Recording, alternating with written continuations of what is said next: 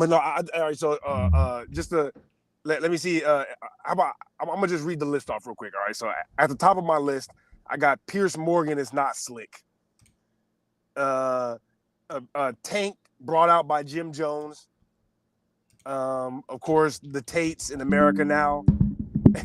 I put next to it. They remind me of that episode of Rick and Morty. No longer will the aliens have domain over surface world. That's Tate coming back to America right now. It's like this nigga's like, see, I knew America was the greatest country. Okay. I think maybe I got this from Tate as well, but women are better than us, equal to us, but also victims of us at the same time. I don't know. That was, oh my God, Halle Berry. Did you see Halle Berry? No, I did not. Halle Berry, and we'll get to this, but I just read off the Halle Berry has come out, right? After months and months of searching, she has declared that she's self-diagnosed as having dry vagina syndrome.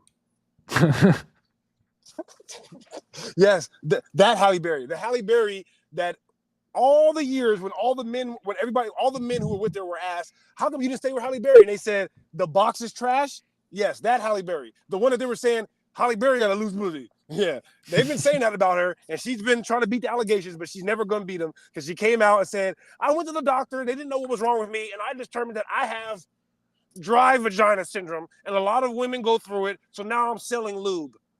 That's a fact. Of course, Will Smith with his first love. I have that on here. I'm like, dude, I saw that shit. I'm like, what is going? Oh my God, Dr. Umar Andrewski. Oh my! I didn't see that. Yeah, exactly. We might not even get to that. The Angie Stone thing, of course. Will Smith and Cam, which is an interesting conversation about New York versus the rest of the country. R. Kelly is definitely writing songs through Lenny Williams right now. Definitely. Like, Lenny Williams dropped the album. R. Kelly wrote the whole thing. Period. Let's see. Stop complaining about BBLs. Oh my God. All right, so this is something we can expand upon. But with the Casey Anthony thing, I said Casey Anthony, this is sort of a mic drop. All right. You're gonna have to think about this one for a minute. Just let it marinate. Don't reject it right when you hear it. All right. But Casey Anthony is the white Dr. Umar. She's the white doctor. Everything that we hate about black people, right? Us as black people, everything we don't like about ourselves is just embodied in Dr. Umar. Likewise, all the allegations that white people do not like about themselves that they're trying to beat, Casey Anthony is your guys' mascot. I don't care. She is the mascot because she just embodies everything. Let's see, there's a few other things on this list, but the one thing that I do want to say that I do want to kind of get to is motherfucking Chrisean Rock's family. Oh my God. Have you heard anything about that? No. Dude, I try to stay as far away from that rabid pit bull as I can. Listen, me too. And you know me, like I definitely deplore that type of activity, right? But of course, I'm watching Joe, and they're talking about Chrisean Rock a little bit, and Joe's like, "Yeah, I'm off that. I don't really want to hear it no more." And then before the subject change, he's like, "But if those new allegations are true, I'm back in." He's like, "If what she's saying about the sister and all that kind of stuff is true, I'm back in. I don't care. I want to see it." And I went and looked it up, and holy shit. That's what I'm gonna say for right now. All right, we'll. Speaking on Chrisean, have you ever seen a Chrisean Jr. account on Twitter? No. Somebody is like, I try to stay so far away from it, but I might be back locked in now. Go ahead. Somebody is like, I guess cosplaying. I don't know, like catfishing as Chrisean Jr., the baby, and writing like disparaging things about his mother, like, please help, save me. I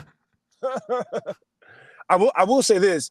I saw in the little bit of research that I did, I saw some baby pictures of Chrisean Rock's family, and god dang, they all look exactly like her son or daughter, or whatever it is.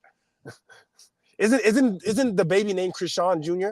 Yeah, that's what I'm saying. This is the first female. She like knighted him as a right.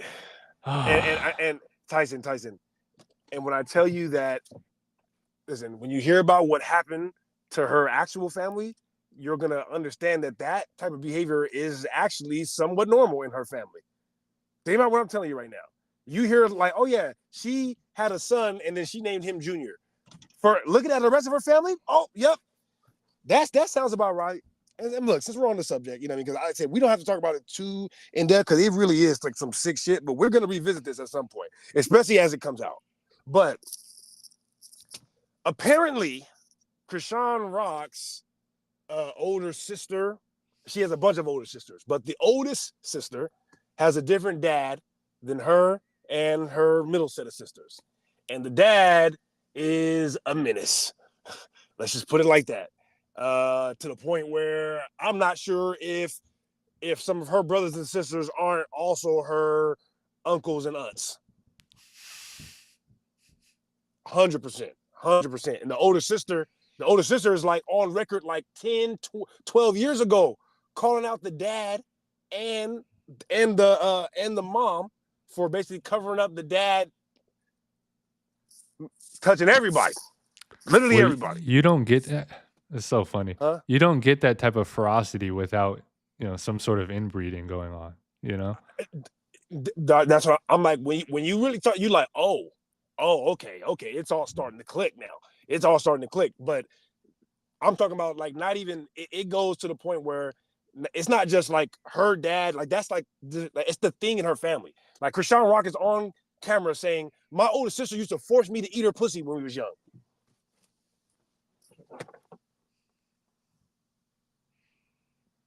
Nigga.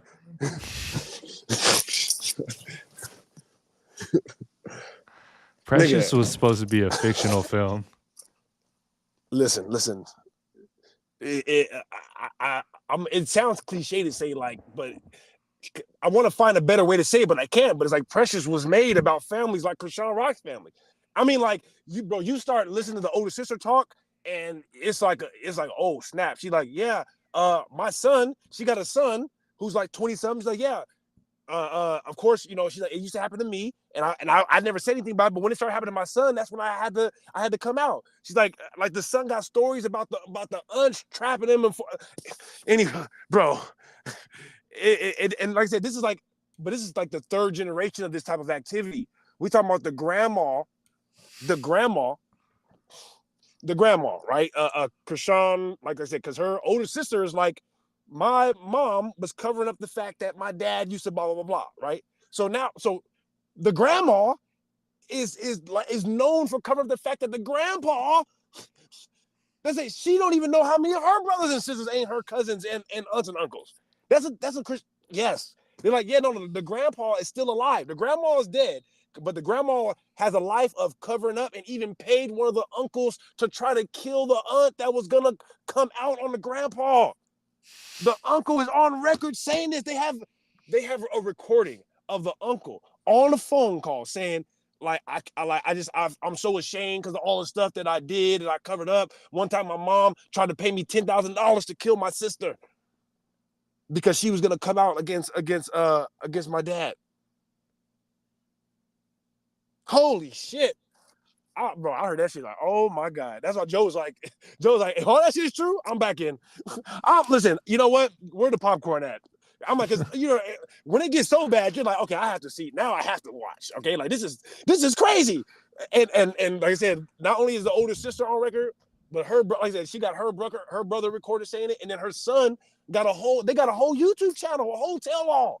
The son yeah, when I was 16, that's when my aunt used to basically, she didn't, look, this is dead serious. My aunt didn't like cleaning, so every time she had to clean something, she didn't want to do it, she would trade me for sexual favors to do her cleaning for her. Anyways, we can move on from that. Like I said, I'm like, bro, I seen that shit like, oh my God. I'm like, it was inevitable that like Chrisean Rock is the most sane person in her family. Whatever city they're from, I'm gonna stay far away from that place. They're from the city that is the actual incest capital of America. One of the cities in Virginia is I don't know if it's either Virginia's the incest capital, but or Richmond or whatever city they're from in Virginia is the incest capital of America. Literally. Anyways, Man, I swear to you, I had this conversation earlier because I was using stereotypes, and somebody advised me that stereotypes were not, it's not okay to use them. And I'm like, but they're just, my reasoning was like, they're just like probabilities, really. They're not really stereotypes. It's like a higher likelihood that these things will occur. right? And Yeah, if you're labeled for, incest, if that's your label, and everybody's like, yo, that's what they're doing over there. It's when there's smoke, there's fire. dog. I'm like that shit caught me so off guard. I'm like, I expected anything but that. Yeah, I'm like, what could it be? Oh, my bad. Baltimore, excuse me, not Virginia. Baltimore. Oh, Yeah. okay. I just got corrected. They from Baltimore. So I don't know if this is true, but this is what they were saying on the thing. They're saying that it's the incest capital of America. As I said, shout out Zay. Zay is from Baltimore as well. So Zay might actually know more about that than me. Yeah.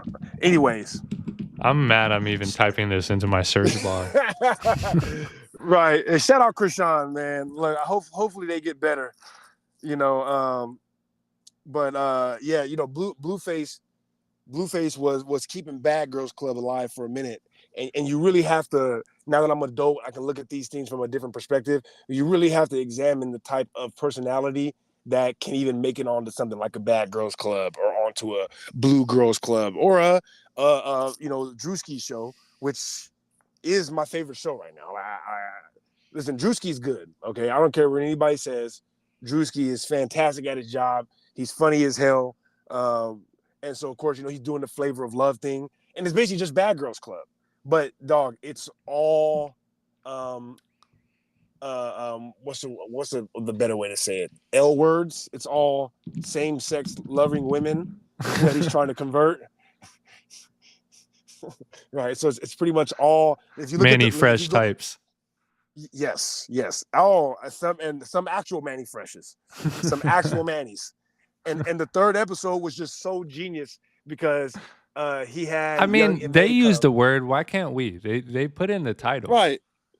The D word or the L word? S. I mean, S they word? said it. Stud. Oh, the studs. Okay, yeah. Okay, so yeah. So that's acceptable apparently. Almost all studs. It changes every week. Trying to be more polite. Right. Well, either way, it's almost all studs. So I love it. Just right away, I'm like, it's my favorite show ever. It's all women that I would fuck. You know what I mean? But anyway, so on episode 3, he brings young M.A. in to basically vet the studs, to press them and find out whether or not they're really just trying to get a check or if they really trying to turn over a new leaf and start messing with a dude. Oh my God, it was one of the best things I ever seen it's one of the best things I ever seen. I'm like, I would pay young M.A. to do just that. Just like a line of studs to come in and talk to young M.A. And you could tell when young M.A. likes them. You could see the energy change a little bit. And then she's like, oh, what you doing? It was magnificent. It was magnificent. I'm like, this is fantastic. And then so you already know I'm not gonna ruin the Dr. Umar because it just dropped. So anybody can go watch the doc. But as soon as I seen that Dr. Umar was coming on the next episode, I'm like, oh my God, I can't wait. Oh, he got 2.9 million views. He wouldn't hurt if other people watched over top of it. Already on that episode that just dropped? Yeah, already yesterday? 20 hours ago. 20 hours. I'm saying that shit is good. It's but listen, Bad Girls Club didn't have like a monumental run for no reason. I used to watch Bad Girls Club, right? Period. The same way, white suburban kids watch 50 Cent and watch Lil Durk is the way we watch Bad Girls Club. Period. We watch that shit like, God damn, look at this bitch. This is crazy. You know what I mean? Like, it's one of the best shows I've ever seen. Zay says she went to college in Santa Monica on a track scholarship. That's how she got here. But yeah, so she's from Baltimore. Anyways, okay. But yeah, no. So she's got a lot of Chrisean lore just stacked. I appreciate it. Yeah. Like they're from Baltimore, so I think that might be might fuck around and know them. Shit. But the Drewski thing is fantastic. Like I said, it's pretty much all studs, a few white girls, and a midget, a little person, whatever. And the little person she's perfect. Like I don't know. It's just like imagine a little person that is just racist against little people. You know what I mean? Just perfect for the show. And he has a little person assistant, and so so he's like, hey, come on, nigga. He's like, yeah. He's like, gotta keep an eye on you two little motherfuckers. Now, I don't know. I don't know if it's like good luck or what it is, right? Because that's the same thing. There's a weird prevalence of smaller Yeah, people next, like adjacent, like like they'll like have them like a the Rob Lucky Bearded Charm, thing. yeah, Yeah, like like they just got a little person kind of float. Jackass did it. yeah, I don't know if you know who Danny Duncan is, but he's also got like he's a big YouTuber. He's got a little person on his crew. There's a right. couple of them that just Kai has one, right? That I don't know. That's not his real dad, obviously, right? I mean, it could be. You know what I mean? Like I really I don't watch him enough to know for sure, but he always They says be it's his doing dad. So I shit just literally like a TV show, like kind of like Arrested Development, where they'll just um make up plot lines and never follow back up on it. They'll finish the episode and right, tell this right, fantastical tale, and then it never reemerges. dude. Is Arrested Development like a 5-dimensional show in that way, where it's like it's a show about people that never get stuff done because it's Arrested Development, and the show never finishes. It's got a lot of layers because they have a like an omniscient narrator. They're obviously very aloof, but also like in very much control of their surroundings, where like they're doing very well. There's so many things where just yeah, it was beyond its time. Like there's so many ways it if I was gonna make a show, or if I had like I would definitely take inspiration from just the narrator alone. You know, just so pivotal in that, like what it does. It provides like this level of clarity where you're like, are these people fucking? Are they special? What is going on? Yeah. And it, Well, yeah, what I don't know if we've ever had this conversation, but that's one of the reasons why I love Archer so much, because the mother in Arrested Development plays the exact same character in Archer. It's yeah, literally the exact same character. I mean, word for word. I mean, like same lines. Except it's cartoon version. So, in a small way, I feel like they took basically the concept of Arrested Development and basically made it uh, um 007. They made James Bond mixed with Arrested Development, into Archer.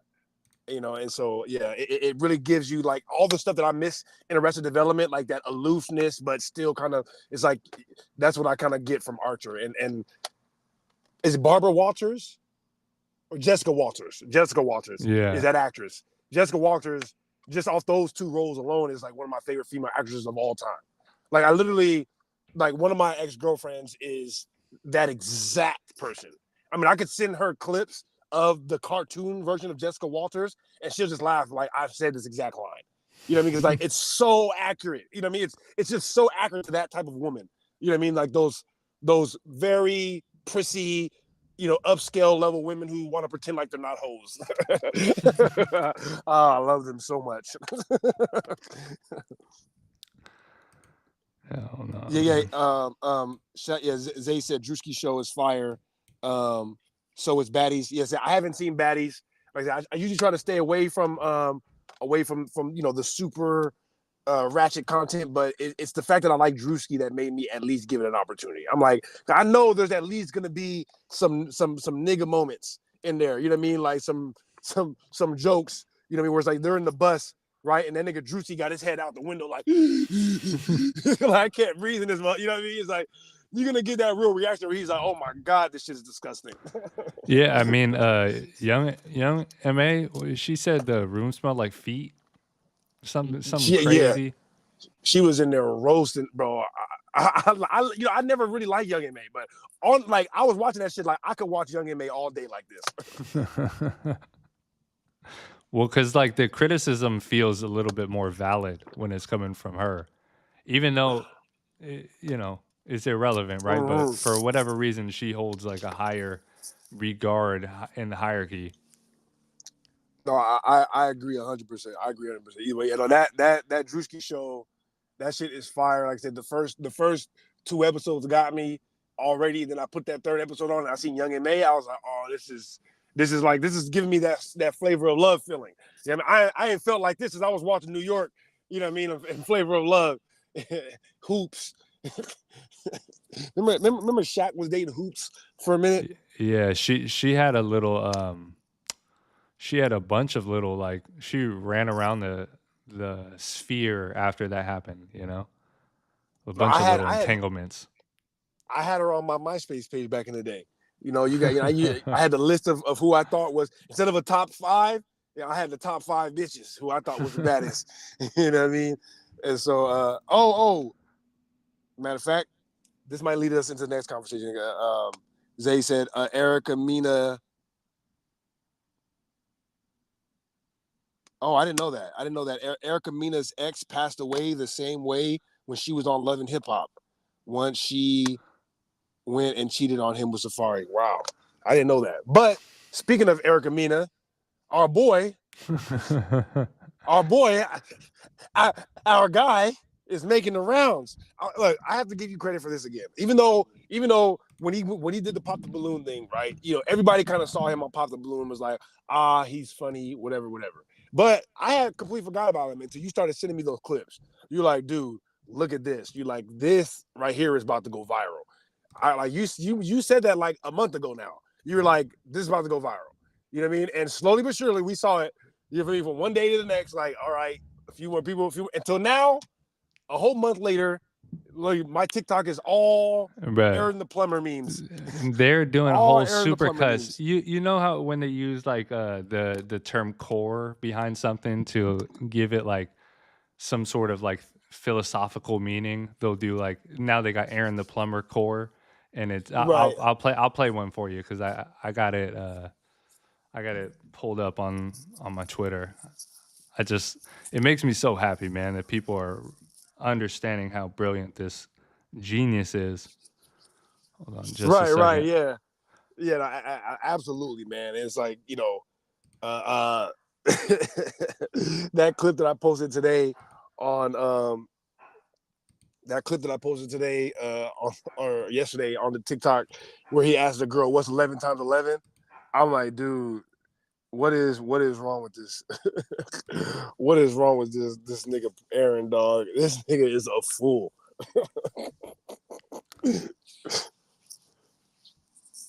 All right. I'll turn up on both of y'all. Right, what does that mean? What does that even fucking mean, bro? It can mean whatever. It can mean whatever. I'm just asking you. No money to eat because you're a fucking bum. I can go to the bank. I can pull out 100,000. Yeah. But one thing about me, I could pull 100,000 on the bank. Can you do the same? Down the hallway, I just keep hearing some commotion. What's up, sir? Who you talking to? Hey, Queen. Talking about some Queen. You gonna be yourself today? I'll tell you talking to me, man, for real. What's the hostility? What you mean the hostility? You a man, right? Fine. I did see you exchange numbers with a female, you know? Yeah. And y'all did go back up to the hotel room, man, you know? So how'd you hear for Erica? We was getting YouTube content. YouTube content? Yeah. Come on now. You was trying to get jiggy, man. Man, you'll hump anything moving, man. You trying to get jiggy, man. In my room. So I'm a liar? You want me a liar? Yeah. Okay, well, let's get down, bro. I'm ready to go another round.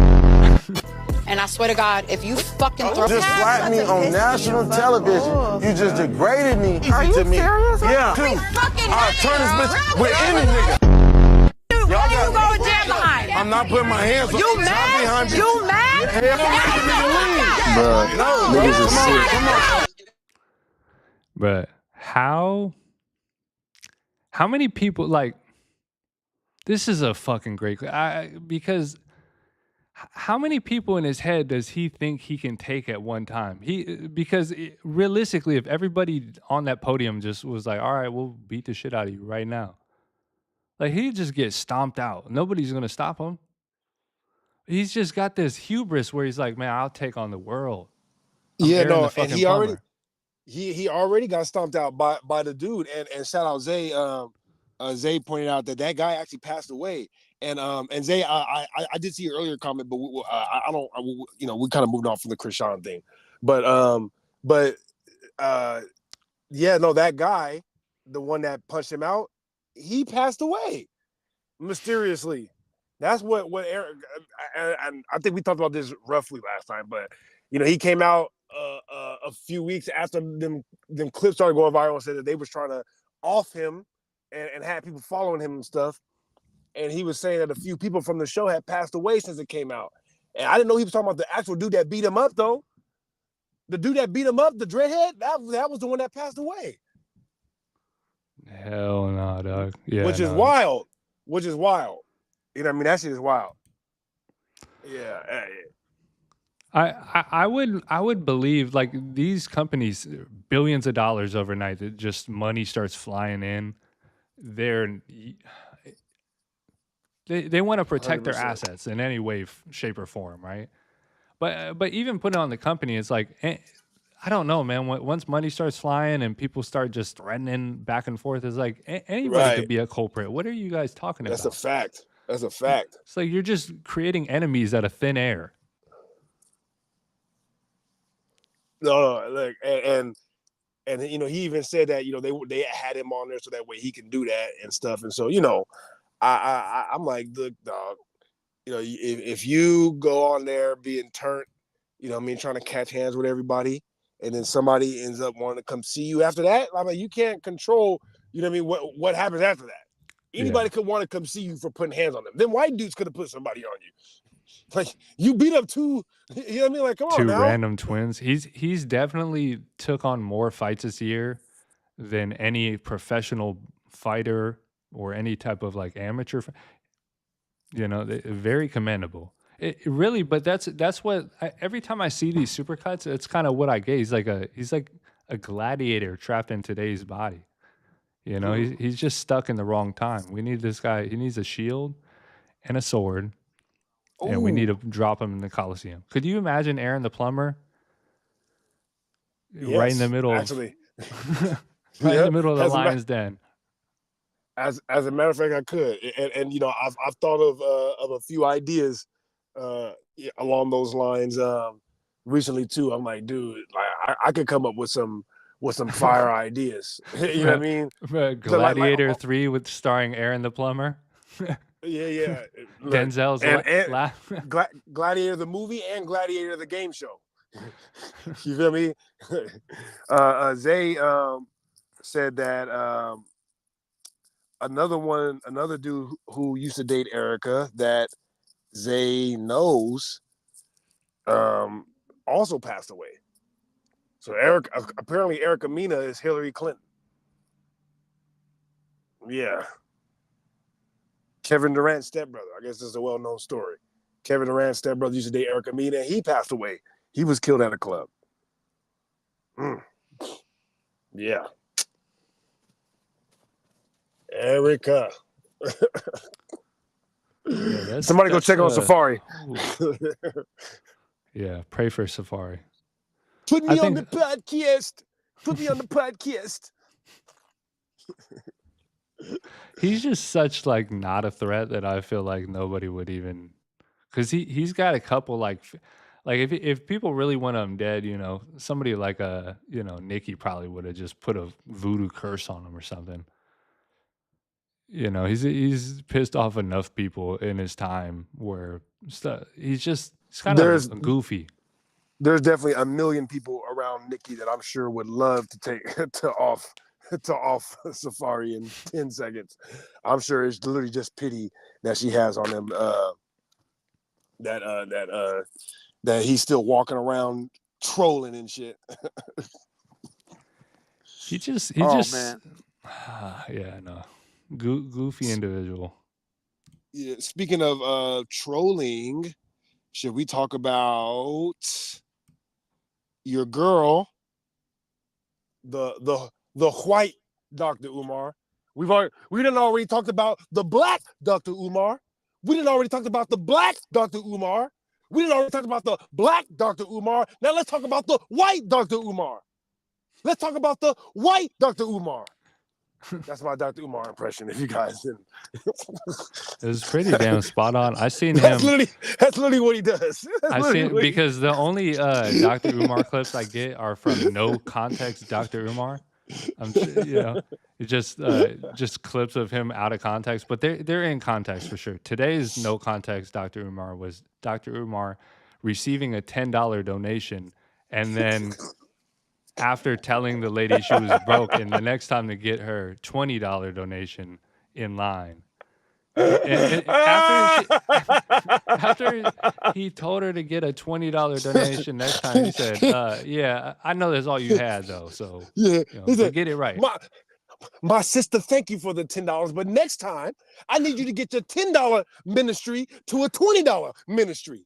We need to step our $10 game up to a $20 game. See, if you want $20 game from me, I need $20 cash apps. Let's get our cash apps. Let's get our cash apps. Where my donations? Where my donations? I'll be sitting there like I can't even fathom. Anyways, this nigga, boy. Nah, for real. I couldn't imagine how down bad you had to be mentally and spiritually to feel like Dr. Umar was your savior. Like, and I know somebody out there right now is listening. Is like, Dr. Umar saved me at one time. Well, you would listen. You too. All right, you were down bad. Just admit it. All right, we've all been there. All right, we have all been there. There's so many quotables from that Dr. Umar Drewski thing, dude. Like, I mean, like almost every time he speaks, it's just like, damn, another quotable, because there's a few white girls on there, and so he'd be like, and then like, I don't condone interracial marriages now. She's like, blah blah blah blah blah blah. She said the thing. He's like, what do you say? Black queens forever, snow bunnies never. And she'll say something else. Black queens forever, snow bunnies never. I was like, oh my! I'm like, please tell me that he laughs at himself off camera. Please, like he'd be the greatest person ever if when the camera goes off, he's like, that was good. Yeah, that shit was funny. I would love him, but anyway. No, I would like to believe anybody with that level of character is like a deep intellectual. As soon as the camera turns off, they're just pontificating about the universe and having all these fucking great just insane thoughts about life, but when the camera turns on, they're just back to fucking getting that money. They need the money for the research. Yeah, shout out Ashman. Ashman said we should call this sativa X indica because we both have opposite energies. I agree. I just find sometimes when one person is emphatic, you're just sitting there laying the ball up. You're just letting them be what it needs to be. Yeah, and there needs to be a balance. Not everybody likes hearing me scream, but like I was saying earlier, and to my Caucasian folk out there, all right, just build with me for a minute. Build with me, all right. Try not to take offense to this, but like I said earlier. In the same way that us as Black Americans, the same way that we look at Dr. Umar like a caricature of what people think Black people are, right? Like he's our negative mascot, the mascot that we don't want. Casey Anthony is the white mascot. I don't care what she's your mascot. Okay, she is. Everything that we think about white people, that they're cold-blooded, that they will just kill their own kin. You know what I mean? That they will have sex with their own family members. All that is in Casey Anthony's eyes. I have never seen anybody that more positively killed her daughter than this lady. I've never. It's like I don't even think she mentions it one time. I don't think she mentions it one time.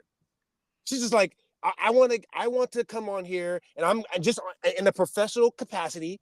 I want to make sure that everybody knows the importance of privacy. Okay, that's my main message. Okay, it's the importance of privacy, because if you don't keep your information private, then you cannot openly kill your own children. Okay, if you want to be able to kill your own children, privacy is important. Anyways, are you gonna play it real quick? Yeah, no, let me pull it up. Well, it's pulled up. Let me share it for you. Okay. Yeah, dude. I literally like. Do you see the angle already? Look at the angle, Tyson. Like, how did she do that? What is she like? She's like, so like, what are you doing? What? How is it? She's like this.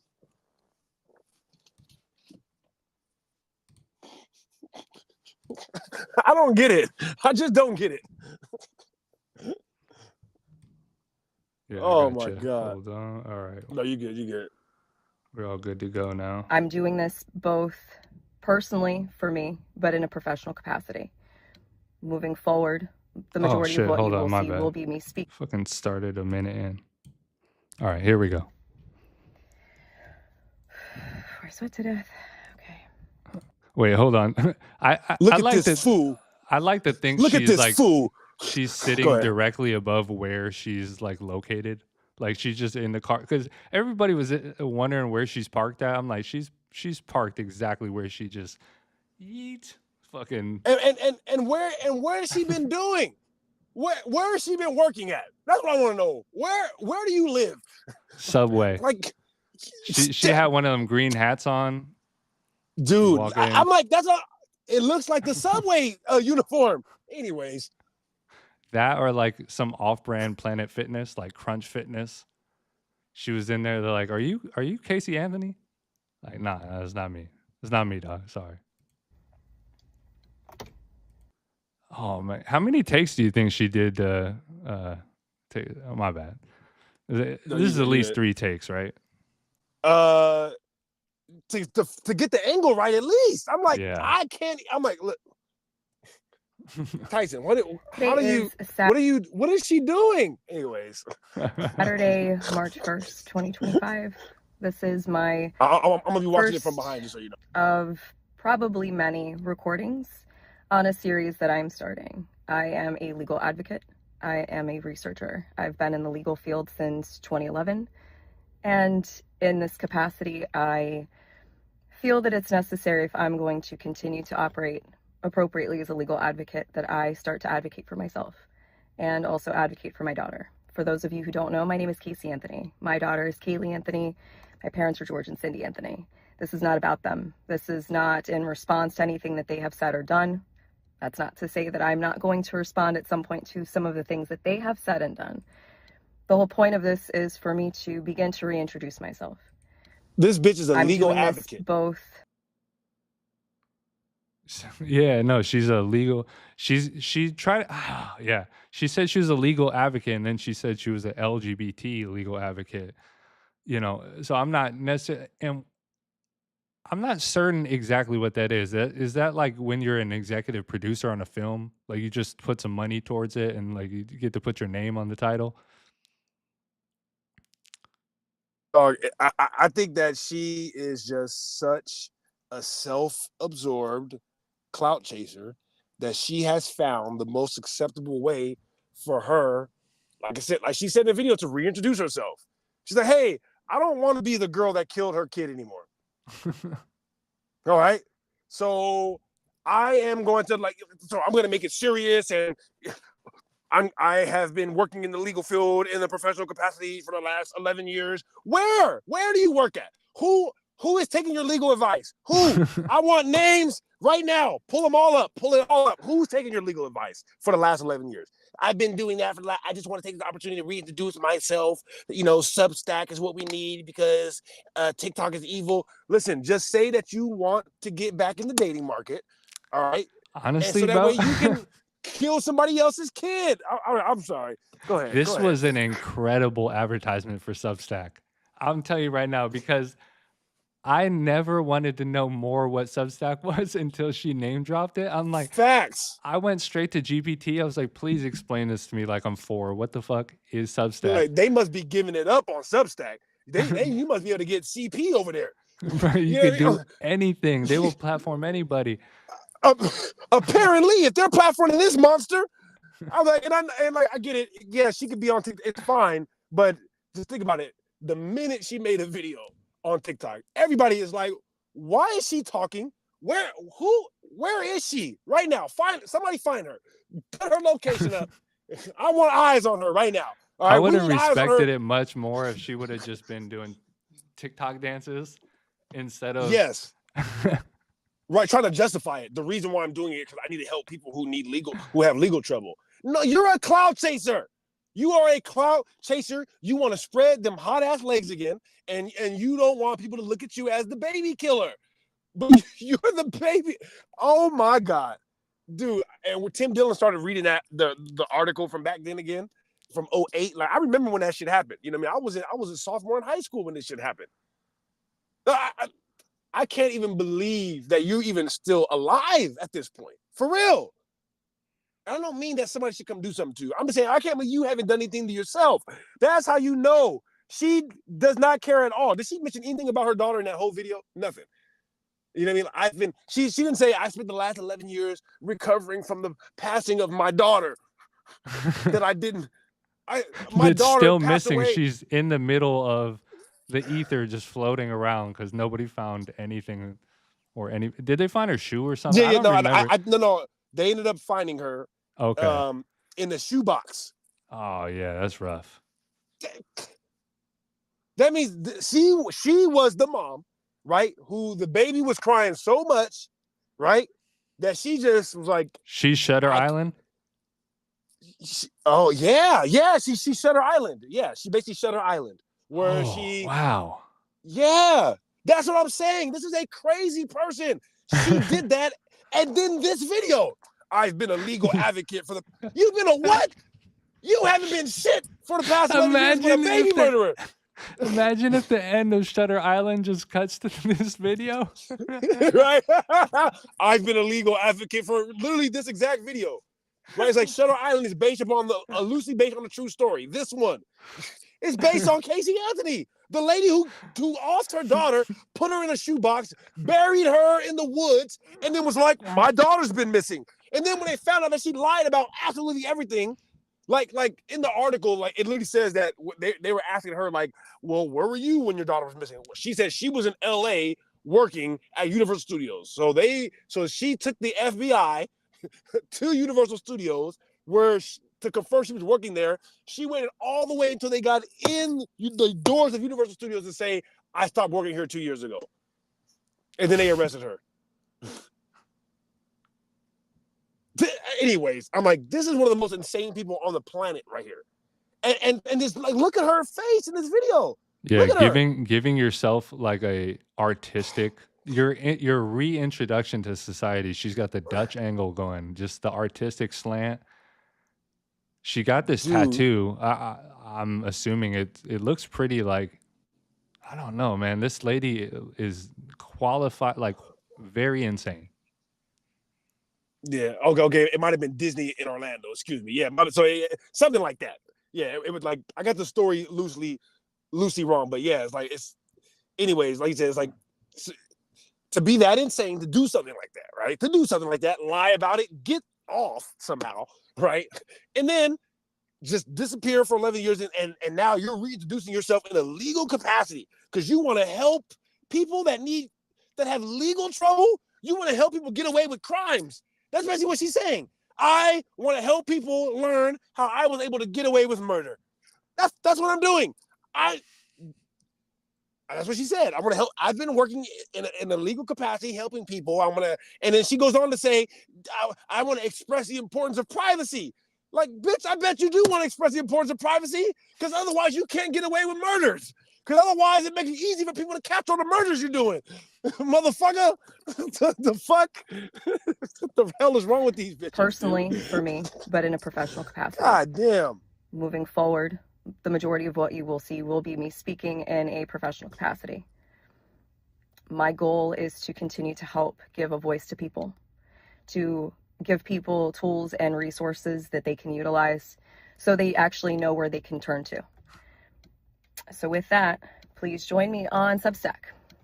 If you This is the antithesis to like a Tim Dillon advertisement.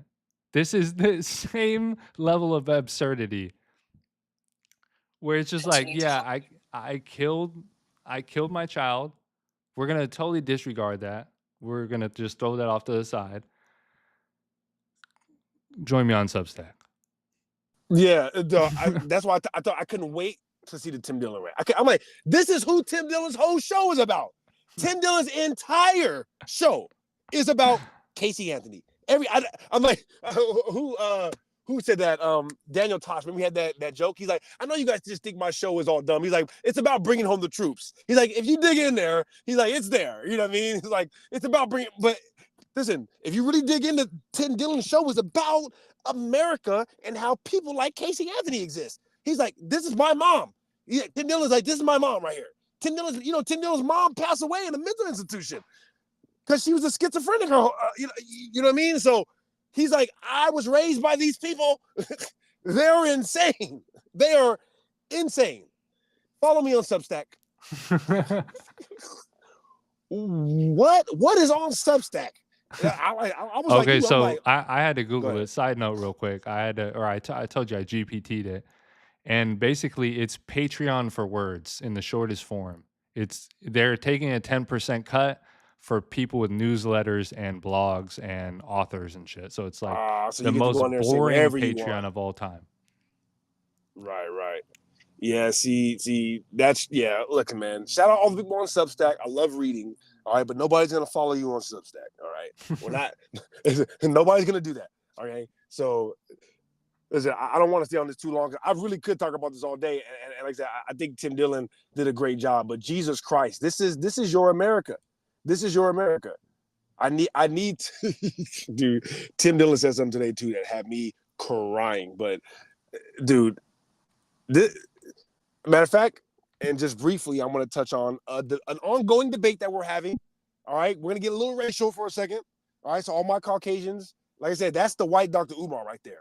I know you guys don't want to accept it, but there's a little bit of that in every white person. There's a little bit of Dr. Umar in every black person. But we fight hard to keep it down. That's just, you feel me? That's it.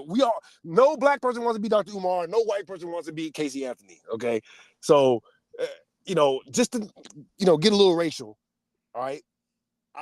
There's an ongoing debate about who's more violent, black people or white people. And I don't like this debate. I really don't like it because I think humans are violent, period.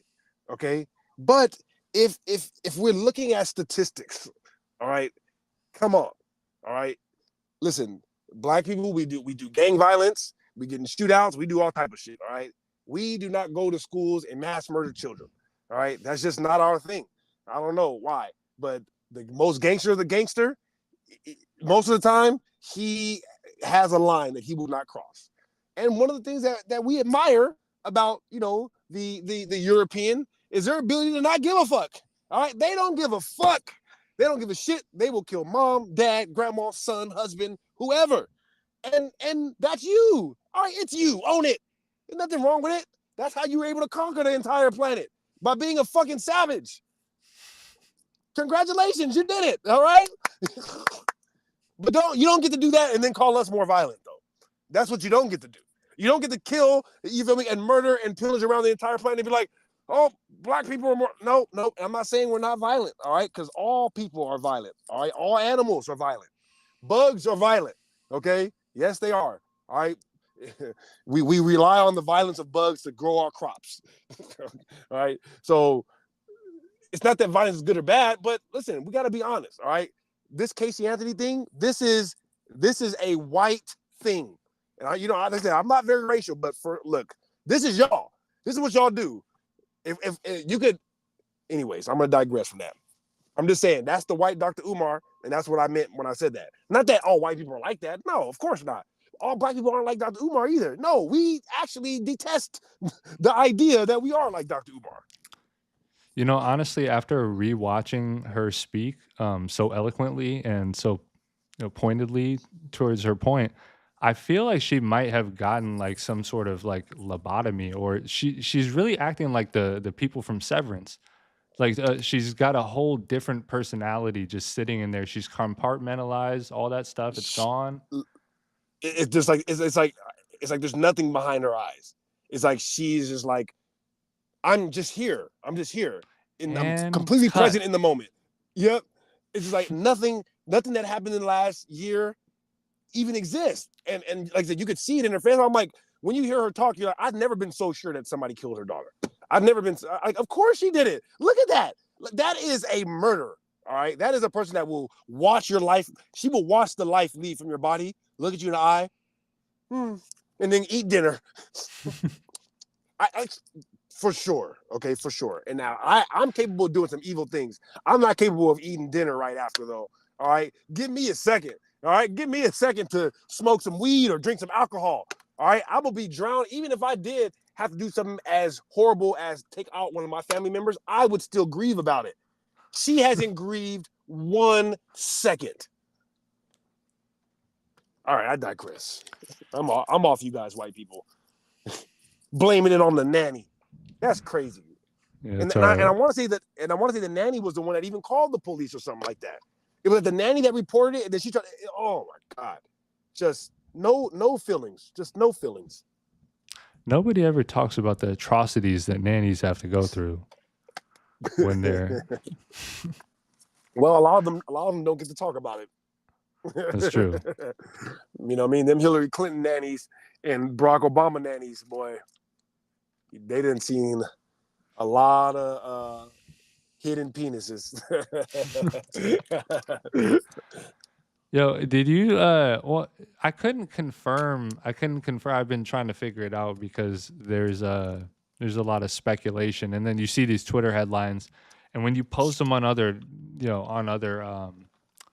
news sites or other social media, everybody goes, "You saw that on Twitter." So I'm gonna try to back find what source came from where. But they said they cast the new Snape for the HBO Harry Potter show they're making. And of course they just went total opposite. Like every new show they do now. It should obviously be the guy who played in Star Wars. Yeah, it should be the guy that played Star Wars. Oh, you're talking about Adam Driver? Yeah, Adam Driver, right? Yeah, well, it's a show, so it's a show. So they everybody is reporting that this dude. I don't know if you can see if you're watching the stream, but I didn't even want to bring it up because I couldn't say his name. I kept trying to figure out how to say this guy's name. So if you're watchers out there, you can read it for yourself. But this is the guy they're trying to cast to play the new the black Snape. dude. Yeah. What the fuck is going on? What the fuck? Chief, I ain't never seen this bitch in none of my secret agent classes. Dog.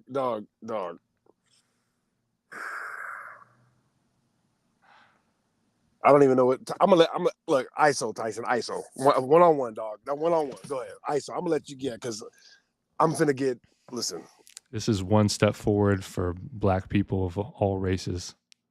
And there's no fucking way they're gonna let us live this down. If they're giving up Snape, we got some shit coming down the pipeline, dog. Exactly. They're about to have Nat Turner finna be Margot Robbie is about to play Rosa Parks. Right. We're gonna have to go through some horrible atrocities as black people because of this. They took Snape away from us. It's a wonderful day for black people of all races. Think about it. Oh no, that's bro. I would be like, I said, I like Fantastic Beasts more than I like Harry Potter, and so what I mean, like I may or may not watch it, but if I was a Harry Potter fan, I'd be extremely upset. I just always have a problem with the whole, it was the same problem I had with the vegan food. It's like nobody has any creativity anymore. You can't name things new names. We can't come up with new characters or new stories. We have to take I guess a lot of art is just a reimagining. There's not a lot of original ideas, but at the same token, man, these are canon characters. We watched this guy for 20 years be Snape. Right. And then all of a sudden, it's totally, and this guy's not even, they couldn't even, I don't know, man. It's just there's a lot of problems I have with these random recastings where they're just reimagining, they're going to have them say totally different things, do different stuff. And it's why just not just write a different story that was inspired by Harry Potter, but That's what I like.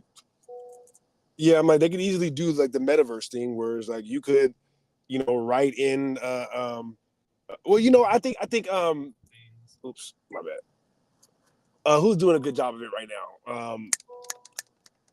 Game of Thrones with the House of Dragon, and who else? The Lord of the Rings. So they're doing a good job with the Lord of the Rings and the Game of Thrones, where it's like obviously the original ones had mainly white people in it. So now they need to add black people in there. And so, they're doing the backstory, and they're just naturally bringing in, other characters that are black or whatever it may be, And so they're making it make sense without having to change characters and make them completely black. But I will say that the last time Trump was elected is when this shit ramped up heavy. The first time, it was the reaction to Trump being in office, and everybody, they were protesting. This is something that I actually had on here too that I wanted us to go over, but it's kind of a longer thing, so maybe we'll go over it another time. But if you really think about what happened from 2017 to now, like, dude, it really is almost unreal. It's like after the election happened, like all those vagina hat protests, like think about all that stuff that was happening right when 2017, and they were basically like filibustering, Trump's presidency. It's like they were protesting for a bunch, and then the Russia story happened, and then they threatened to impeach him. This is like all of the first 3 years of that first presidency, where it's like nobody was doing anything but like reacting to Trump being in office. Yeah. And so it makes sense that a lot of this stuff, there might be another reaction to it now that he's kind of back in office. There's been so much tears on the internet regarding this subject and regarding Trump. I mean, people are losing their fucking minds, and it's great. I'm here for it. Every time I see somebody having a meltdown, it just brightens my day. Yeah, and me too. I love it. But the thing that I think is most satisfying about it is that the reason that I see people melting down for is because they could not accept before that they could be wrong. That was the thing that we had dealt with, that I obviously deal with a lot of my debates, is that when you're on the internet, people don't get the confirmation that they're right or they're wrong. They don't have to feel you face to face. They can go on the internet and chop it up all day, blah, blah, blah, blah, blah, and never, but now everybody was saying Trump is evil, Trump is evil, Trump is evil. He's this, he's that. He's the end of democracy. He's, and, oh, he can never be this. And now they're wrong. It's like you were wrong the whole time, and nobody agrees with you. So for a lot of those people like Destiny, think about it. He has to come face to face with the fact, they were like, oh, he'll never be elected again, or whatever they said, whatever they predicted, they were wrong. So you have to eat it. And that's hard for a lot of people. It's like, I'm sure you can understand what I'm saying. I can't quite find the right words, but just, the emotional reaction, the tantrum, if you will, of you haven't accepted you're wrong. That thing that I do to people all day, where it's just like, listen, I know you're used to being right all the time because nobody corrects you because they don't care enough to, but I'm the guy that's going to force you to accept it. And you're not going to like it. You're not going to like it. Yeah, no, I definitely feel what you're saying, man. I think this was a fun week for a lot of things. I think Tate and Tristan and Andrew showing back up to the U.S. was a interesting thought experiment for everybody. Absolutely. Yep. Oh, perfect. Yeah, perfect transition. Like I said, when I first wrote it down, the first thing that came to my mind is the scene, season 3, episode 1, Rick and Morty. After Rick, right? Rick is behind the scenes, you feel me, doing everything, getting rid of all the aliens in the Federation. He finally gets the Federation away, right? And then all the townspeople who are hiding underground from the aliens, they come up after the aliens leave and start shooting, right?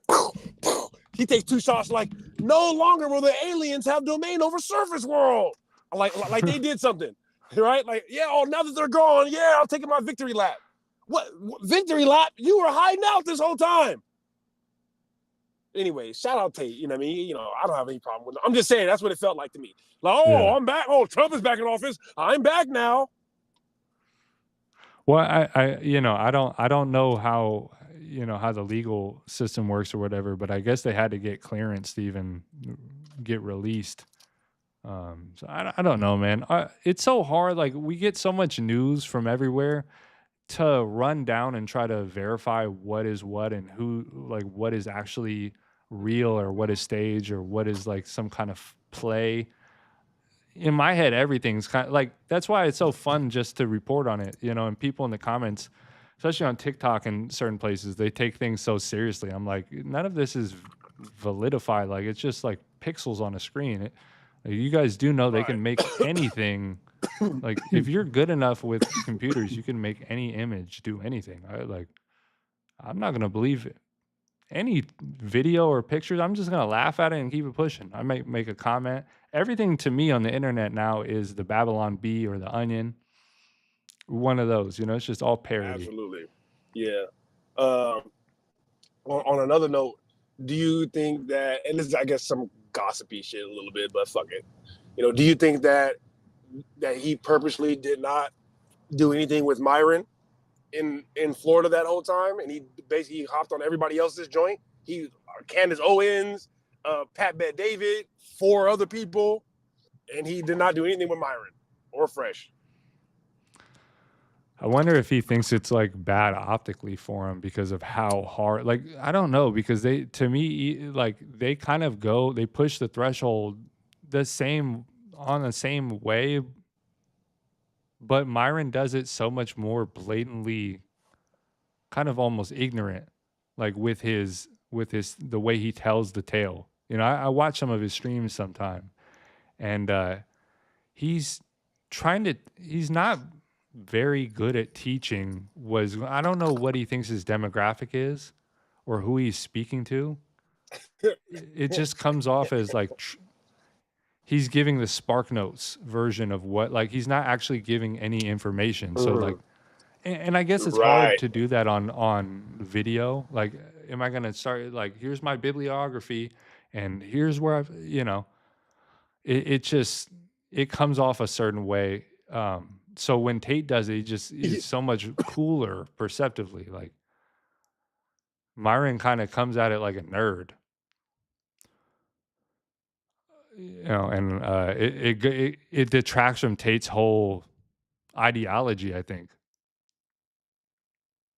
Yeah, no, as I've said many times, I don't think he explains stuff well. I don't think he has any original thoughts. I think that he just repeats scripts that he has in his head. And I remember you were the one that introduced me to Fresh and Fit because of the show format again. But after I started watching it, remember I showed you the episode with Andrew Tate, and I was like, this guy's about to go viral. What I mean? I'm like, this guy's going to be the one, because he knows how to say the stuff that Myron is saying, not just simple and straight to the point, but he knows how to say it in his own words. He's not just saying something that Kevin Samuels said or saying something, sometimes I slow myself down in my mind and stutter because I'm trying to find non-generic ways to say stuff or simpler ways to say, I'm adding knowledge to it. I'm adding something to it. I'm not just repeating what somebody else said. And to me, that's all Myron does. Yeah. Myron, I watched a stream yesterday and he was literally just reading Wikipedia pages. Back to back to back to back. What the? Yeah, see, I could not watch that. Now, I could tune in to hear him give some expert opinions on some legal stuff that he has specific information on, but yeah, like I said, when it comes to the actual content, I never thought that he was better than Fresh at the actual content game. Now, he might be a better speaker and better at doing certain things on camera, but I always thought Fresh was the smarter one. I always thought Fresh knew how to drive conversations better. And like I pointed out in the video that I made, that was clips of the episode that they did without Myron, which I thought was their best episode. I think that Fresh athlete teaches people how to deal with women, and Myron does the opposite. Myron is more like me, where he's not teaching you necessarily how to get along with people in real life. It's like when you're trying to get stuff out of women, or you're trying to get along with women, you don't act like Myron. You don't act like me. You act like Fresh. You sit there, you let them talk, you ask questions. You know what I mean? You learn how to agree in a way that is not kissing ass, and then you learn how to disagree in a way that's not offensive. Fresh is the very best at doing that. And as a matter of fact, Andrew Tate even said in the interview that Fresh was the one that made friends with him. Every single person that went on that show was friends with Fresh. Not a single one of them, I don't think, were friends with Myron. Except maybe Andrew Wilson, but that's because they have the same personality, though. You know, but Fresh was the one that got the clout up by bringing in Slim Jimmy, Adrian Broner. You know what I mean? Fresh was bringing in Heavy and all the ladies, and making the women comfortable while they're there. You know, Myron is the type of personality that makes people want to leave. You know, Fresh knows how to make women, make them comfortable and make them open up a little bit, keep the mood light, crack a joke here and there.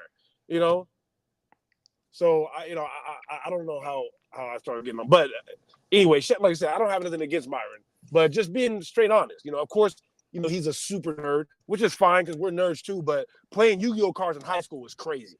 That's insane. All right, you're too, like, come on now. Like now you're like snot-nosed nerd and shit. You know, that's for real. You're like you used to talk like that and shit. I loved Pokemon growing up, but I couldn't even imagine trying to sit down and learn the rules to the game. Legit, I'm gonna learn what this card does. You know, like the extent of card games I learned in my life is like, okay, poker, solitaire, good. I'm good.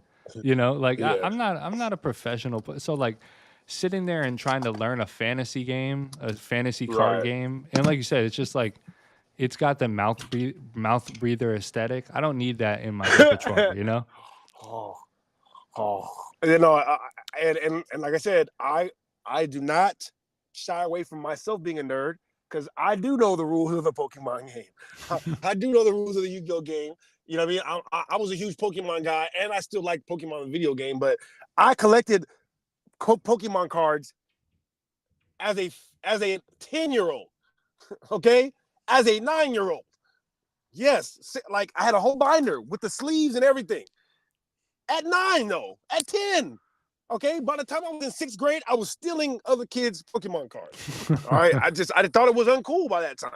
So like I said, I'm like, I was that nerd that learned how to play the game. But I'm like, dude, by the time you get to junior high school, if you're not messing with females, then you can't be messing with females in high school and play Yu-Gi-Oh. I just don't see it. I don't see that. I don't see that. Yeah, no, the Yu-Gi-Oh kids had their own table at school, and they sat. There was a girl in that group always, but they weren't. One girl. Well, one girl. I would assume if anything was happening, it was like with the whole group or on the sneak with some random person. You know, it's like, yeah, exactly. I know some of those guys, right? There's a guy that I debated named Delco. His name is Delco, and the reason why I wanted to debate him because I could tell that he was one of those nerds. Because he's a decent looking guy, you know what I mean? He don't wear glasses, and he's kind of like, you know, he's like the soft, like soy boy type of swag that girls like, you know what I mean? And so, you know, with the long hair and shit. So I could just tell that all of his confidence came from the fact that he hangs out with a bunch of mouth breathers, and they have one girl in the group, and he's the only one that gets the pussy. I could see it in his eye. And so I had to like let him feel my presence, pause. You know what I mean? Because I'm like, dude, I know you're used to like sunning other people because you are smart in a group of smart people, but you're also good, you know what I mean? Like not a weird looking guy. And so you have that over them. You don't have any of those things over me. All right. So and I'm a nigga. So I'm going to just shut you down just off pure annoyingness, you know? But I'm like, you're right though. It's usually one guy in that group that is getting the pussy and the rest of them are just like, Yeah, no, we had one of those. We had one of those groups in our school, and for whatever reason, the leader of them, he dressed like Neo, so everybody would call him the Matrix. And he had this big afro. I don't know what the correlation between like anime and afros is, but it's a big 1-to-1 ratio. Are you talking about the dude at Clovis? No, this is okay. I'm like, I remember that dude at Clovis that wore the yellow jacket with the afro. There was one of those at Clovis too, who just hung out with the Yu-Gi-Oh kids. But I'm telling you, for whatever reason, natural froze and anime go hand in hand. If you see a black person walking around today with a fro, just know that he's into anime. Just know.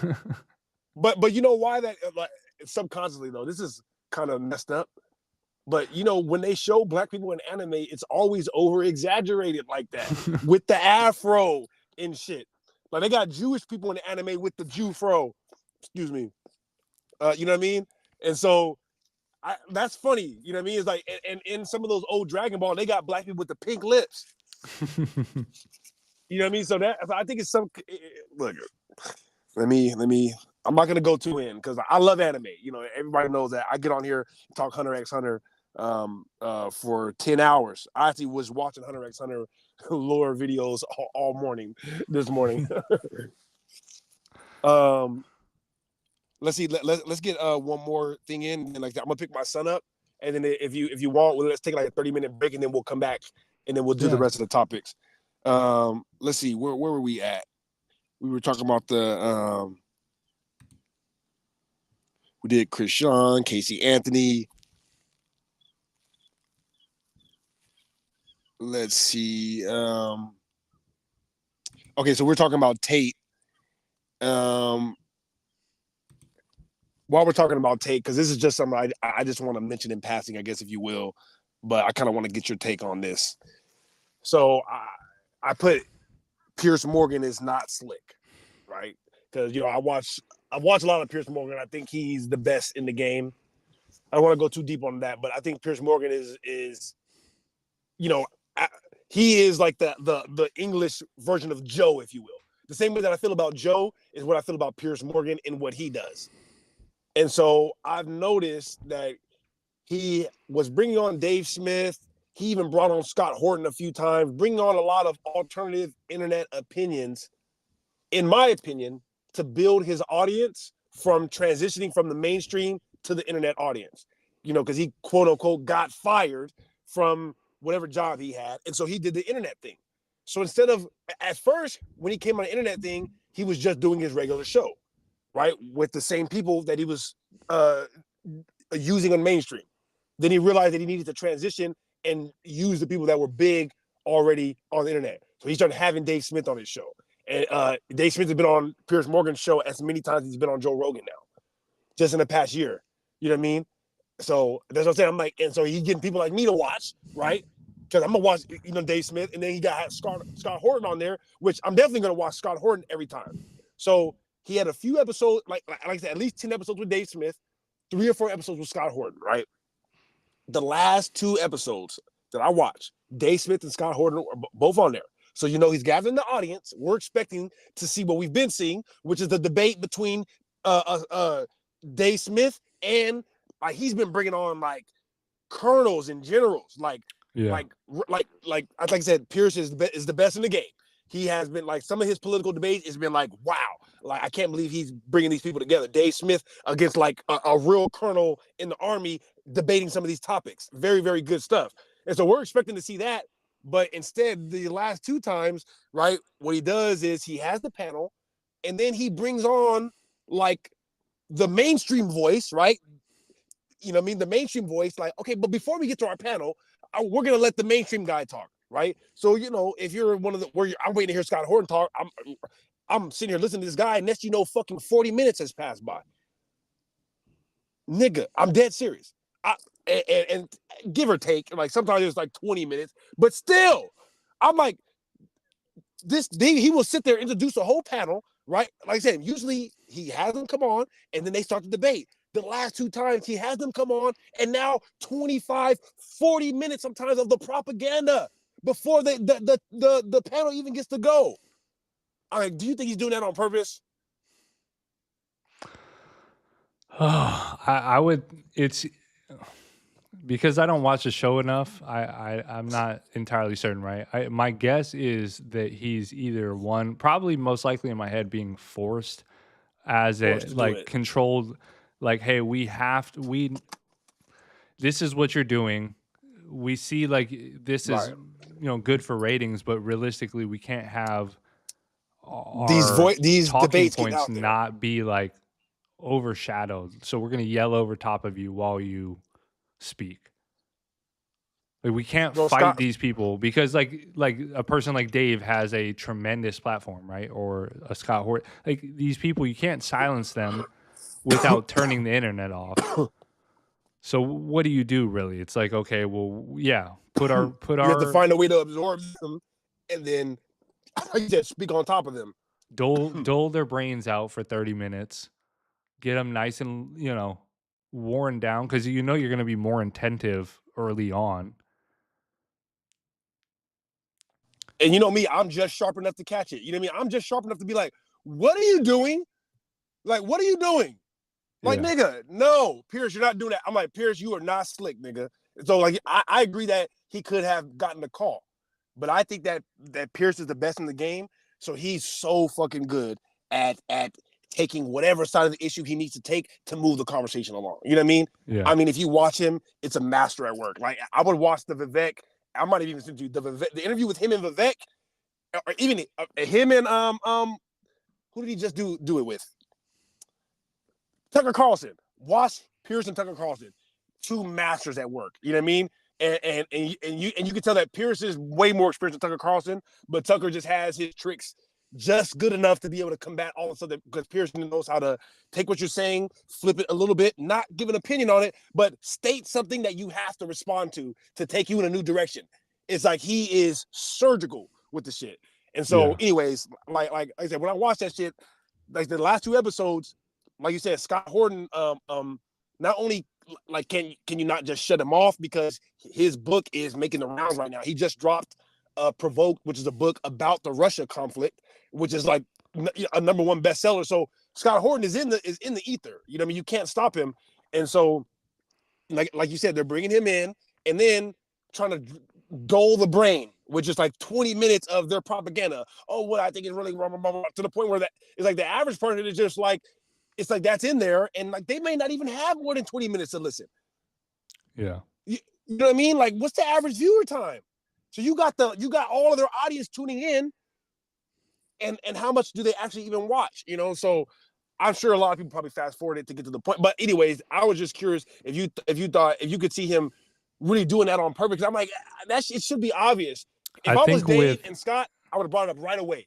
I'd be like, but of course he probably wouldn't have had me back after that. But I would have had to bring it up right away. I'm like, Piers, you're not slick. I see what you're doing. You're trying to bring us up here so you can use our audiences to propagandize them at the top of the show and then give us a little time to go back and forth. And even then when they're going back and forth, it's still two sides. So they're giving you one side, and then when we present our other side, they're still in opposition. I was like, oh, see, he the rope-a-dope. I think just listening to you break it down too is like anything in this sphere, like a media, propaganda, the ability to control the thought process of like millions of people or billions of people, right?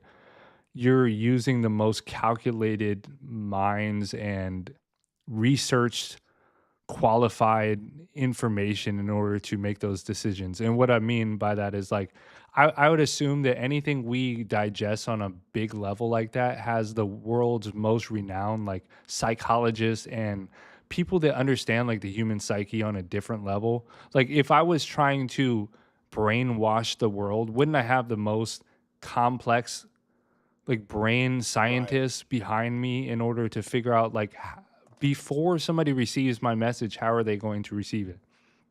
Right. And you know, and just like we were talking about with the Dune thing, it's like it's you have to find a way to tap into what they already believe. You know, like you know, they would go in and find out what are the lures that already exist. What do they already believe about the Messiah? And then we'll just fit into that, so that way they create their own idea.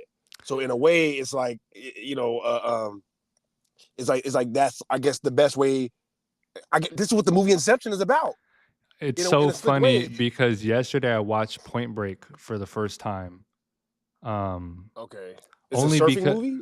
I haven't seen it. it's a movie with surfing in it.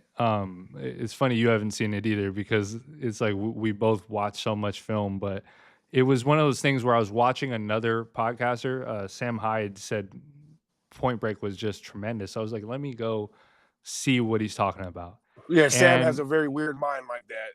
Yeah, and I really enjoy his different. takes on things, even if I don't agree with them, because he's very like graphic design centric, and for whatever reason that resonates very well with me. I find graphic design to be a lot more important than most people would even care to listen to me ramble. But regardless, Point Break, the whole gist of it is Keanu Reeves is an FBI agent, and he has to infiltrate the surfing crew in order to stop a chain of bank robberies. These bank robberies.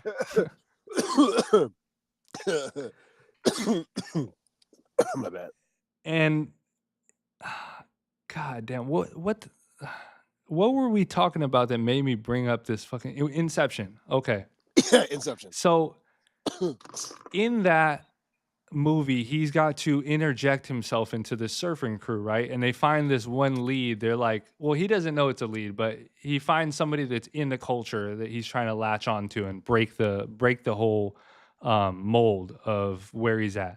And they bring up this girl's past, and they find out that she has 2 dead parents that died in a car crash. So Keanu Reeves is like, that's my in, and he goes up to her and he gives this big long story about how his parents died in a car crash, and that's why he needs to learn how to surf, because he just wants to break free of what his parents wanted him to be.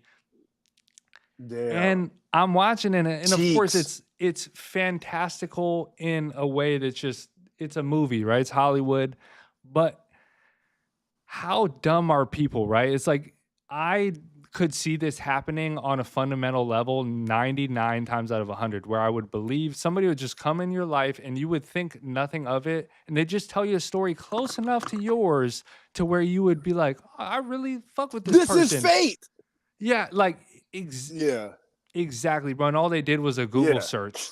And like 99% of scammers, do that same thing now over the phone. They call you and they have your information already pulled up. So they got the AI phone scammers. They'll be your grandma and they'll tell you she's in distress and she needs $200. It's devious. Listen, for everybody out there listening, you're welcome. This is what the movie Dune is about. Look, don't think about it too hard. It's in there though. Trust me, it's in there. This is what it's about. All right, look at what they're doing. Obviously not literally, but you know what I mean? It's the art of psychology and how do you propagandize people in the perfect way to get them to believe something. Even if something as deep as you're their Messiah. They're like, we can get these people to believe, and not even just believe it, they will say it. All we got to do is plant the seeds. We just tell them one day somebody might come and do this. One day somebody might come and do that. I'm not saying that he's going to come, because if I tell you he's the Messiah, they will reject that. But if I say, hey, one day a Messiah is going to come, don't you agree with that? You agree with that, right? All right. So one day a Messiah will come and he'll look like this and he'll do that. And I'm not saying who it is. I'm just saying he'll do this. And then you put it together, A planet with sandworms and nothing but dust, it would be the easiest place to cement a religion of all time. Absolutely. There's got to be something better than this. And they made it perfect too, where it's just like every single thing that he did, where he was like, listen, I'm not the Messiah. I just want to be a humble warrior. They're like, oh, he's so humble, just like the Messiah. He's like, dude, all they have is sand. Okay, are you serious? Look, man. Sand and Zendaya, they got one okay looking bitch, and barely okay. All right, and these motherfuckers drink sweat and piss all day. They literally drink when their piss suits. Yeah, and then just like when she was crying and he was like, "Ooh, never waste." I was like, "Oh my god!" I'm like, can we go?" I'd be like, "I want to leave. I want to go home. I can't be somewhere where people are drinking tears." All right, I say that as a joke. That's a sick movie. I've watched it. I've watched it probably as many times as Inception just to figure out if I'm too dumb to understand what's going on in the movie. Maybe I need to read the book or the books. I have no fucking idea what's going on. I understand the fundamental concept, like it's a trade war. They need their spice. They're setting them up. I get like what's going on, but I feel like there's an underlying text like that I'm just not getting. That's there, it's present, but it's just like, is it just about corruption and capitalism? And it's about religion. Say capitalism. No. It's about the creation of religion and how they use religion to take over people's lands and resources. Like in its most base form, that's what it's about. And in real history, the people that did this, the name of their group, Tyson, this is the real history, Tyson. The name of the group, the arm of the Catholic Church that was actually like their CIA, if you will, that was basically like the scouts that would go and do all these things and like sow seeds of dissent and put people here to topple governments and insert a religion. Those people were called the Jesuits. That's the real name, Tyson. That's what I'm saying. So they're not even like hiding the metaphor. You know what I mean? But it's like if you're not like directly up on the actual history of the Jesuits and what they did for the Catholic Church, it's like the actual crusades, the Christian crusades. These are the Jesuits sowing dissent of religion, right? Getting half the people on their side and then starting wars. That's what Dune is. Think about it. So they sow the dissent of religion, right? They bring in their fake Messiah. They start a war. Yep, that's their actual history of the world. Yeah, right there in that movie. That's what I'm saying. It's of course, like, I could go in, go in on the tiny, but I'm like, in its base form, yeah, it's the idea of the Jesuits. And don't always talk about, remember, we did that I went and I had that rant about how women have been running the world. Remember? Yeah. Think about the movie Dune, the Jesuits. Remember, they wanted her to have a daughter. Yes, that's what that is. They're telling the story of basically who was running the Persian Empire and who was running the Persian Empire all the way down to the Babylonian Empire, right? Women. Don't even listen. We already did this, okay? We already did this, but that's like I said, there's a whole bunch of other stuff at work, but the base level of the religion is that religion is what the women have used to control the men. Women have been running the world, and they do it by pretending like they're not running the world, right? By allowing the men to think that they run it while they tame the men through religion. And I can get into this history. I can get into the history of the actual of actual Judaism, of actual Christianity, and how the women were using it. And I've already talked about how Christianity was a religion. Even Christing is in the Greek means to drug somebody. And so think about these religions in the Greek meant to drug people. All right. This is how women controlled men, by drugging them and controlling them with their vaginas. 100%. 100%. I can back that up with actual fact. So that's the actual history of the world and how religion came about and was spread. But like I said, the Jesuits are the arm of the Catholic Church that they used to make that happen. And so even though they twist the parts around a little bit in Dune, but they even use the word Jesuits. It's like, these motherfuckers, like, they don't give up. They just don't care. They're just like, yeah, the Jesuits are controlling the world's empires through a bunch of women by bloodlines, right? It's like, oh, we're sending you over here so that way we control all the bloodlines. So it doesn't matter who wins. So when somebody's getting too powerful, we just throw everything into war, right? Get rid of that king, and then we sponsor the next two kings. This is what the CIA does in every country. This is Iraq. This is Iran. This is literally Iran in the 50s. In the 50s and 60s. This is Iraq in the 90s and the 2000s. This is Libya in the 2000s, the 2010s. Yeah, this is Syria. Just happened in Syria. That's what it is. That exact story that you see in Dune, right? The king is getting a little bit too, right? Because that's really what was going on. It was the king was getting too powerful for himself, and the house of Euphrates. Yeah. So they were getting rid of the king, and the Euphrates was next in line, but they didn't know if they could trust him. So that's what it's about. It's about the Jesuits, the women, back working and deciding who they're going to allow to take the throne next. You know, so bro, when I watched this, I'm like, oh my God. I'm like, this is fucking fantastic. First of all, this shit is great. And they are just blatant. They don't give a fuck. They're just telling you what we're doing. But a lot of people believe, think about it. See, this is the last thing I'm going to say, because we're going to come back in 30 minutes, and maybe we can pick up right back up here. But, you know, a magician's spells get stronger when they tell people about them. You understand what I'm saying? Yeah. Right? It's like the Freddy Krueger thing, right? Freddy Krueger's power don't work unless you know what he's doing. So that's why, like, The Simpsons and all these other things that people see where they're evidently just revealing their plan, it's like, because if you don't know what they're doing, then it doesn't exist. Schrodinger's cat.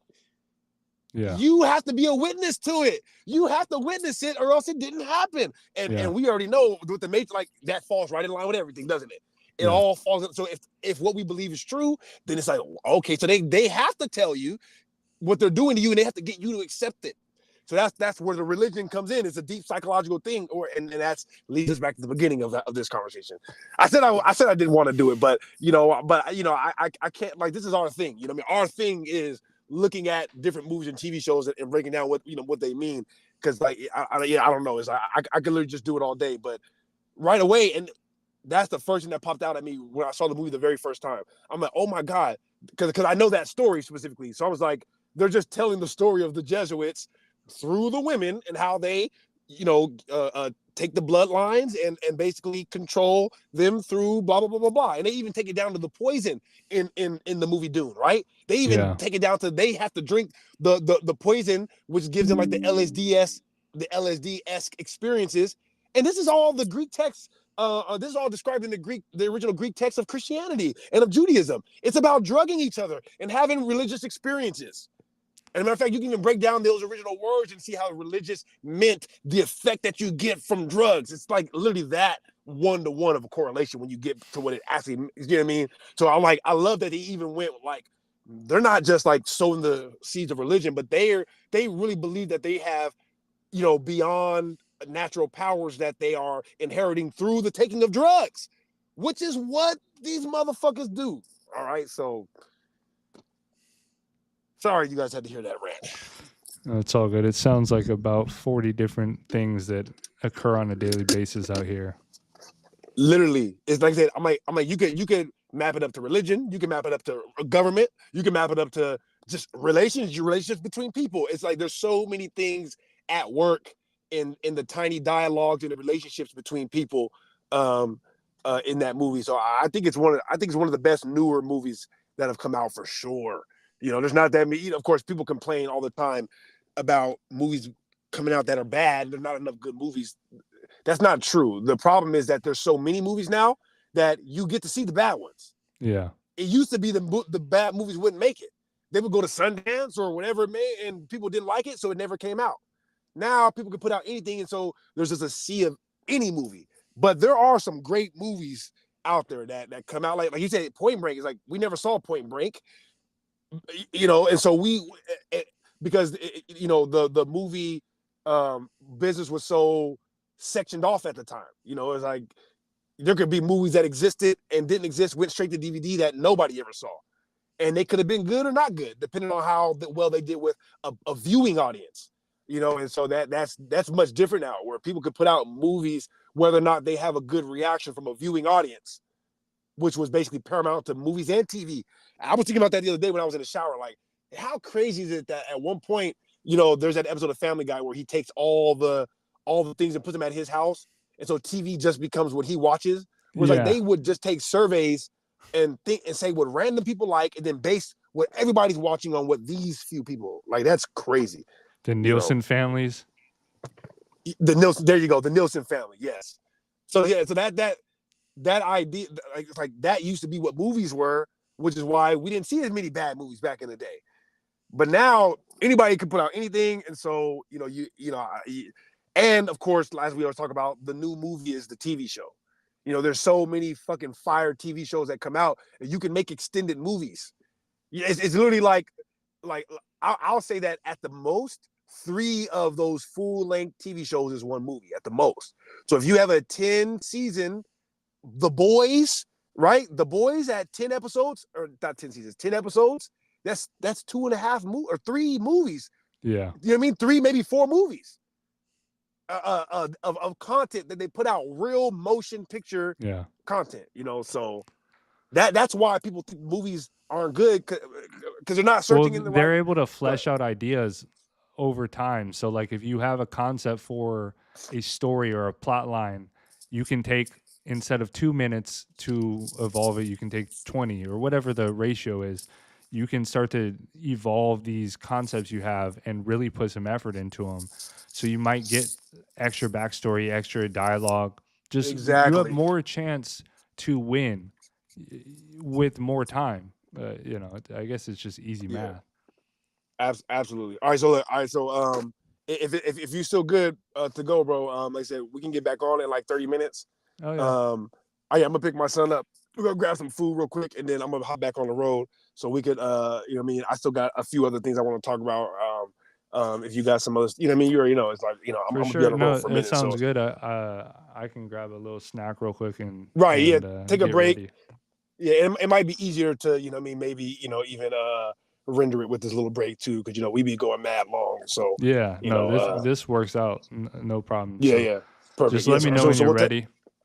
And most definitely. And shout out everybody in the chat who tuned in, all the Ghost Watchers, Zay, who else? Zay Ashman. Shout out my brother. Ashman is in Tunisia. So Ashman is a Tunisian nigga, like a motherfucker too. Interesting. That nigga be challenging niggas to the hands. Yeah. So like I said, we'll be back on in like 30, 45 minutes, and then, you know, we got some more stuff that we want to talk about. Let me see, what else did we not get to real quick before we didn't get to Tank and Jim Jones. We didn't get to dry vagina syndrome. We didn't go Will back Smith. to Neon either. I wanted to hit that real quick. Of course, Angie Stone, Chad. I said R. Kelly. You know, I want to talk about the JBB or the JBP basketball game so bad, but oh yes, I feel like it's. Oh, go ahead. Oh, I was just gonna say, I feel like it's not fair to the viewing audience without being able to, you know. So like, but we're still. I still want to talk about it, but. Oh, we're gonna talk about it. Listen, if they want to go see it, listen, it's only $10. Pull it up. I pay for it. It's on Twitter too. Like if you want to see the highlights or the lowlights. Yeah, it is on Twitter, and I can post these clips on TikTok. So we can't play it on here, but I you know, if you follow me on TikTok, you'll see me post some of the Patreon clips. But you know, we got to do our Patreon update, and this is definitely a thing now. Like I said, I still not sure if we're just gonna do Melissa Ford, because they absolutely love Melissa Ford on TikTok.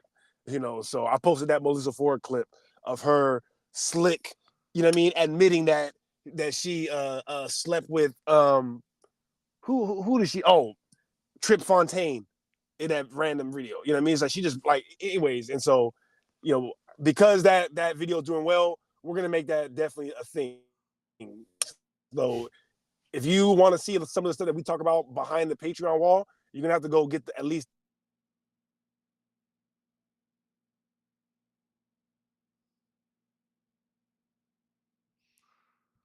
We got Ross cut out for a second. It's all right, guys. Well, I think he zoned out, but we're gonna resume in about 30 minutes or so. So we'll catch you then.